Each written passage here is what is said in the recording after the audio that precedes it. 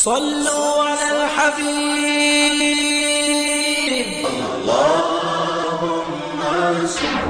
حضور صلی اللہ علیہ وسلم کو تو یقین تھا نا کہ میں اللہ کا نبی ہوں، میرا سٹیٹس کیا ہے. وَاعْلَمُوا أَنَّ فِيكُمْ رَسُولَ اللَّهِ. وہ قرآن جو تھا وہ براہ راست رسول اللہ صلی اللہ علیہ وسلم میں قلب بنا دیا. رسول اللہ صلی اللہ علیہ وسلم بچپن ہی سے اللہ کو خالق مانتے تھے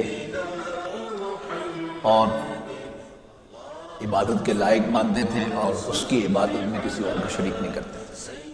الحمدللہ رب العالمین والعاقبۃ للمتقین والصلاۃ والسلام علی رسولہ الکریم. اما بعد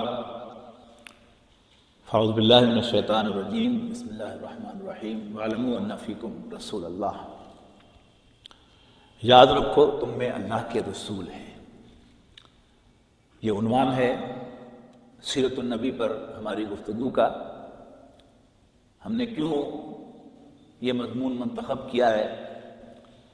اس لیے کہ حضرت محمد مصطفیٰ صلی اللہ علیہ وسلم کی ایک خاص حیثیت ہے، ان کا ایک خاص مقام ہے منفرد. اور وہ مقام کیا ہے کہ حضرت محمد مصطفیٰ صلی اللہ علیہ وسلم اللہ کے رسول، بلکہ صرف رسول ہی نہیں آخری رسول ہیں. تو ان کی اس خاص حیثیت کے اعتبار سے وہ ان کی شخصیت اس بات کا تقاضا کرتی ہے کہ وی مسٹ نو اباؤٹ ہم، یعنی ان کی سیرت کا ایک خاکہ وہ ہر مسلمان کے ذہن میں ہر وقت ہونا چاہیے. ہم نے پچھلی مرتبہ پڑھ لیا تھا حضور صلی اللہ علیہ وسلم کی والدہ کا انتقال اور حضور صلی اللہ علیہ وسلم کا اپنے دادا کی ڈائریکٹ کسٹڈی میں آ جانا. اس کی دو ریزن ذہن میں رکھیے گا. ایک تو یہ کہ باپ کے بعد دادا ہی کسٹوڈین بنتا ہے شرعی لحاظ سے. دوسری بات یہ ہے کہ اس خاندانی روایت کے مطابق یتیم بچہ جو تھا وہ خاندان کے سربراہ کی ڈائریکٹ سپرویژن میں ہوتا تھا.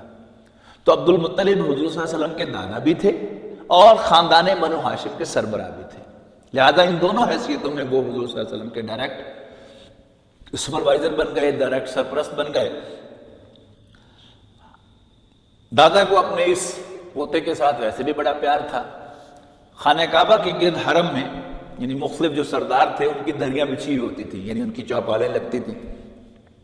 عبد المطلب کی دری جو ہے جو بچتی تھی تو اس میں تکیہ لگا کر ابو عبد المطلب بیٹھتے تھے اور ان کے بیٹے پوتے وہ سامنے کھیل رہے ہوتے تھے، لیکن کوئی ان کی دری کے اوپر جو ہے یعنی اس کارپیٹ پر نہیں چڑھتا تھا سوائے محمد کے صلی اللہ علیہ وسلم. یعنی یہ جو پوتا تھا یہ کبھی بھاگ کر کھیلتے کھیلتے اس کارپیٹ پر چڑھ جاتا تو باقی جو ان کے چچا اور کزنز تھے وہ نیچے بتا دری دادا بگی دری ہے.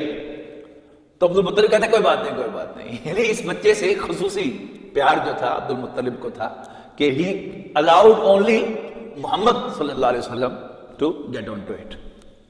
لیکن صرف 8 برس عمر تھی رسول اللہ صلی اللہ علیہ وسلم کی کہ جب دادا کا بھی انتقال ہو گیا. اور یہ جو تمہید میں نے باندھی ہے کہ خاندان کے سربراہ کی کسٹڈی میں عبد المطلب کے انتقال کے بعد حضور صلی اللہ علیہ وسلم کے ایک چچا زبیر وہ خاندان کے سربراہ بنے تو حضور ان کے سپرویژن میں چلے گئے. جلد ہی ان کا بھی انتقال ہو گیا اور پھر ابو طالب خاندان کے سربراہ بنے. ابو طالب ایک آئیڈیل اور classical head of the family ثابت ہوئے. یہ جو میں نے کہا کہ آئیڈیل اینڈ کلاسیکل یہ بڑا اہم لفظ ہے، اس کو آپ اچھی طرح سمجھیں گے تو سیرت النبی سمجھ میں آئے گی. خاندانی نظام کیا ہے؟ یعنی ہم لوگ جو شہروں میں آ گئے ہیں تو وی ہیو نو آئیڈیا کہ خاندانی نظام کیا ہے، لیکن ظاہر ہے ہم میں سے اکثر کا تعلق دیہاتوں کے ساتھ ہے. تو ذرا آپ دیہات میں جا کر جھانکیں تو وہاں آپ کو اس خاندانی نظام کی کچھ جھلک نظر آتی ہے. آج بھی ہمارے بڑے بڑے جو سیاستدان ہیں وقتاً فوقتاً آپ کو ان کی تصویر بھی نظر آ جاتی ہے اخبار میں کہ جی فلاں فوت ہوئے اور فلاں کی دستار بندی جو ہے اس کے بعد ہوئی. یہ دستار بندی کیا ہے؟ کہ خاندان کا جو سربراہ ہے جب وہ فوت ہوتا ہے تو اس کے فوت ہونے کے فوراً بعد برادری خاندان مل کر یہ ڈیسائیڈ کرتا ہے کہ اب ہمارے خاندان کا سربراہ وہ یہ شخص ہے، اور پھر اس کی ایک عزت اس خاندان میں ہوتی ہے اور خاندان کے سارے فیصلے جو ہے وہ کرتا ہے. سو مچ سو کہ اس خاندان میں ساری رشتہ داریاں بھی وہ طے کرتا ہے کہ فلاں جو میرا نواسا ہے وہ میرے فلاں پوتے کے ساتھ، اور فلاں نواسی جو ہے وہ فلاں نواسے کے ساتھ جو ہے اس لیے بیائی جائے گی. اور پھر جہاں وہ خاندانی سسٹم سٹرونگ ہوتا ہے، دنیا ادھر کی ادھر ہو جائے، تو پھر اس شخص کو، ان والدین کو باغی شمار کیا جاتا ہے کہ جو بڑے خاندانی سربراہ کی جو ڈیسیجنز ہیں ان کو چینج کرے، ان کو وائلیٹ کرے، اور وہ بچہ بھی بہت بڑا باغی شمار ہوتا ہے کہ جو ان فیصلوں کو ماننے سے انکار کرے. پھر اسی خاندانی نظام ہی کا ایک تقاضا کیا ہے کہ اپنے خاندان کے شخص کو پروٹیکٹ کیا جاتا ہے ایٹ ایوری کاسٹ، یعنی irrespective of what he has done. ایک نوجوان ہے جس کا تعلق ایک فیملی سے ہے، یعنی ایک گاؤں میں سے راجپوت بھی رہتے ہیں، کچھ گھرانے راجپوتوں کے ہیں، کچھ جاٹوں کے ہیں، کچھ رائیوں کے ہیں، کچھ گجروں کے ہیں، ڈوگروں کے ہیں. اب راجپوتوں کا اپنا نظام ہے اور جاٹوں کا اپنا نظام ہے اور گجروں کا اپنا نظام ہے. اب کسی ایک خاندان کا کوئی بچہ جو ہے، نوجوان جو ہے، وہ کوئی غلط حرکت کرتا ہے. اب خاندان کے اندر تو بے شک اس کو جوتے بھی مار لیں، لیکن خاندان سے باہر جو ہے وہ پورا کا پورا خاندان اس کو پروٹیکٹ کرے گا. انڈیویجولی کسی سے سوال کریں کہ کیا اس نے ٹھیک کیا، کہیں گے نہیں غلط کیا، لیکن اس کے باوجود بھارت چونکہ منڈا ساڈا ہے لہذا اسی دنال. یہ آپ کو کچہریوں کے اندر جو ٹھٹ کے ٹھٹ لگے ہوئے نظر آتے ہیں، what is that؟ یعنی اگر ایک گاؤں میں راجپوتوں کے لڑکے نے کوئی بات کی ہے تو پورے راجپوت جو ہے اس کی پشت پر ہیں، تھانے میں اس کے پیچھے جائیں گے، کچہری میں بھی اس کے ساتھ جائیں گے. اور اگر کوئی جاٹوں کے یا ڈگروں کے بچے نے کی ہے کوئی حرکت تو وہ بھی اس کے ساتھ جائیں گے. یہ ہے خاندانی نظام. اور اس خاندانی نظام کا تقاضا ہے کہ اپنے بچے کو اون کرنے کا ثبوت کیا ہے کہ اس نے کام صحیح کیا ہو یا غلط کیا ہو، اس کو سپورٹ کرنا، اس کو پروٹیکٹ کرنا، اس کے ساتھ کھڑے ہونا. یعنی وہ جو انگریزی کا محاورہ ہے to stand by someone. ایک تو stand by noun, stand by noun تو سبسٹیٹیوٹ کے معنوں میں آتا ہے نا، لیکن جب ورب آتا ہے to stand by someone, اس کا مطلب کیا ہوتا ہے؟ یعنی کسی کی پشت پر کھڑے ہونا، کہ اس کی کمر پہ ہاتھ رکھنا، اس کے کندھے پہ ہاتھ رکھنا کہ میں تمہارے ساتھ ہوں.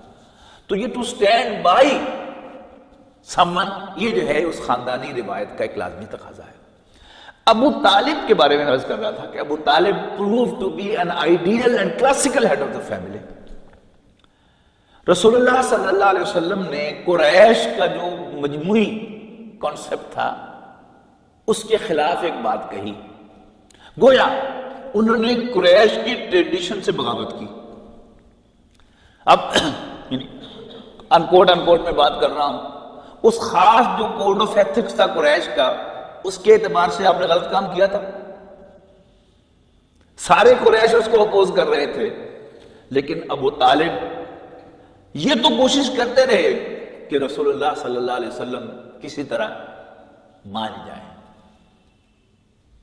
لیکن آخری جو مشاورت ہے، یعنی قریش کا ایک وفد آیا ہے ابو طالب کے پاس اور ان سے تقاضا کیا ہے کہ پوچھو بھتیجے سے کیا مانگتا ہے. اگرچہ ہماری ٹریڈیشن کے خلاف ہے، لیکن اگر بادشاہ بننا چاہتا ہے تو ہم اس کو بادشاہ بھی بنا دیتے ہیں. مال و دولت چاہتا ہے تو بولے کیا مانگتا ہے. اور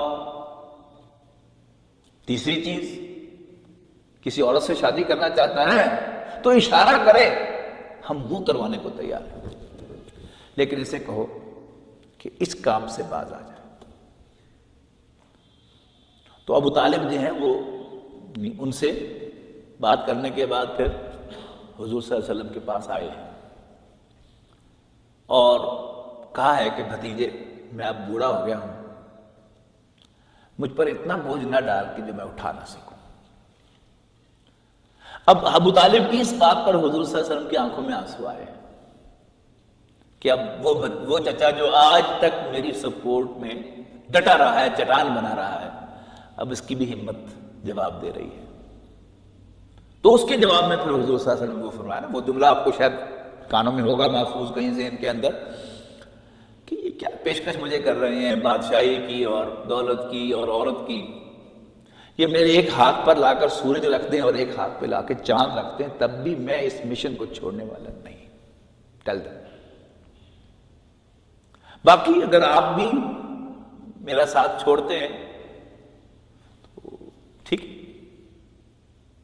تو ابو طالب نے پھر وہ غیرت کا ثبوت دیا ہے، اور وہی classical head of the family ہونے کا ثبوت دیا ہے کہ پھر جا کر جو قریش کو جواب دیا ہے، قریش کے سرداروں کو، وہ کیا تھا؟ نہیں، انہوں نے کہا تھا نا کہ یا یہ پیشکش اس سے کرو محمد کو صلی اللہ علیہ وسلم، یہ قبول کر لے اور پیچھے ہٹ جائے، یا پھر کم سے کم تم اس کا ساتھ چھوڑ دو۔ تو حضور صلی اللہ علیہ وسلم نہیں مانے، تو ابو طالب نے جا کر ان کو جواب دیا ہے کہ نہیں، وہ بھی نہیں مانتا اور میں بھی اس کا ساتھ چھوڑنے کو تیار نہیں ہوں۔ مطلب کیا تھا؟ یعنی ساتھ چھوڑنے کا مطلب کیا تھا کہ ایز این انڈیویجول نہیں، بنو ہاشم کے سردار ہونے کی حیثیت سے تم اسے ڈس اون کر دو کہ یہ ہمارا آدمی نہیں ہے، یعنی اس کو اپنے خاندان سے نکال دو۔ تو ابو طالب نے فائنلی بھی ریفیوز کر دیا کہ نہ محمد مانتے ہیں صلی اللہ علیہ وسلم تمہاری پیشکش کو، اور نہ میں تمہاری بات ماننے کو تیار ہوں کہ میں اسے ڈس اون کر دوں، لہذا میں اس کے ساتھ ہوں۔ تو یہ ہے classical head of the family. تو قرآن مجید نے سورۃ والضحیٰ میں وہ جو کہا نا کہ الم یجدک یتیما فآویٰ، تو کیا اللہ نے آپ کو یتیم نہیں پایا؟ فآویٰ کے پناہ دے دی۔ اب وہ پناہ کا ایک پورا سلسلہ ہے، اللہ تعالیٰ نے کیسے کیسے حضور صلی اللہ علیہ وسلم کو پروٹیکٹ کیا ہے۔ اس میں پہلا سٹیپ کیا تھا کہ اگرچہ باپ نہیں تھا لیکن دادا کے دل میں غیر معمولی محبت پیدا کر کے حضور صلی اللہ علیہ وسلم کو، یعنی بچپن میں پروان چڑھنے کے لیے وہ فیلنگ نہیں ہونے دی کہ میں یتیم ہوں۔ ورنہ وہ جو ہوتا ہے نا، یہ ذہنی طور پر وہ اسپریس ہو جاتا ہے بچہ کہ جس کو باپ کی شفقت نہ ملے تو اس کا وہ مینٹل گروتھ نہیں ہوتا۔ تو اللہ تعالیٰ نے اہتمام کیا ہے کہ حضور صلی اللہ علیہ وسلم جو ہیں وہ باپ کی شفقت سے محروم اس بچپن میں اپنے آپ کو محسوس نہ کریں۔ دادا نے جس طرح بیک اپ کیا اور جس طرح حضور صلی اللہ علیہ وسلم کو غیر معمولی محبت دی، تو وہ کیا تھا؟ وہ پہلا سٹیپ تھا الم یجدک یتیما فآویٰ، کہ اللہ نے آپ کو یتیم نہیں پایا کہ پناہ دے دی۔ اور پھر ابو طالب کی شکل میں، یعنی کم و بیش یوں سمجھیے کہ کوئی 40 سال 42 سال جو ہے وہ پروٹیکشن، کہ میرا خاندان میری پشت پر ہے، یہ بھی بہت بڑی بات ہے اس ماحول کے اندر کہ میری بیک سٹرونگ ہے۔ تو حضور صلی اللہ علیہ وسلم کو اللہ تعالیٰ نے یہ فیلنگ دے کے رکھی کہ میری بیک سٹرونگ ہے۔